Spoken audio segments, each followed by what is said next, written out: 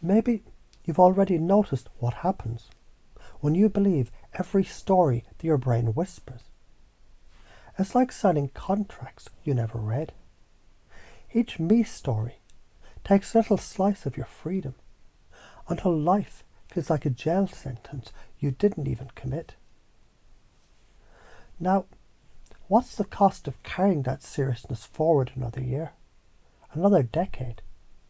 Your body stiffens, stress becomes your religion. Your creativity dries into dust. Your relationships thin out because nobody wants to orbit a black hole of seriousness.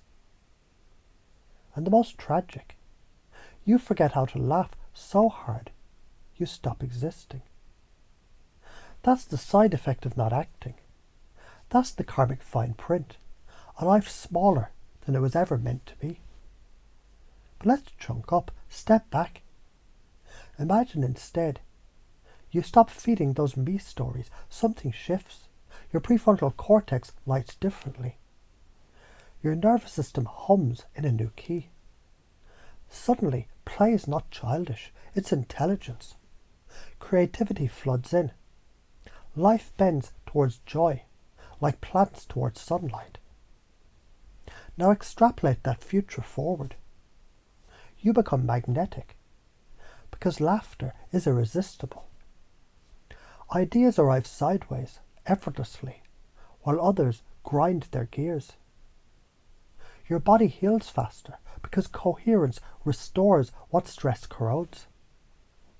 Your legacy isn't a headstone that reads, "He endured." It's a ripple effect. Your play gave others permission to live. That's not trivial. That's a revolution of being. A village once locked its children inside, believing play was dangerous. They grew grey and sick, inventing medicines for problems they never needed to have. One child broke the rule, laughed in the sun, and the village realised health had been free the whole time. Play was the cure they'd been ignoring. And isn't there a part of you, even now, realising you've been that village, and another part grinning, ready to be that child? So notice this each time you catch yourself drowning in a story. Some deeper part of you can remember to laugh, even a soft chuckle. That laugh flips the circuit, like rebooting a computer. And the more it happens, the easier it gets, until your whole nervous system rewires itself toward play. Because here's the truth your unconscious can't unhear. Seriousness is the trance. Play is the awakening. And as that sinks in, imagine 1 year from now, if you don't act, heavy, bitter, trapped in stories. Now imagine you 1 year from now, if you do, light, creative, alive, laughing in places you used to brood. Which feels more like yours?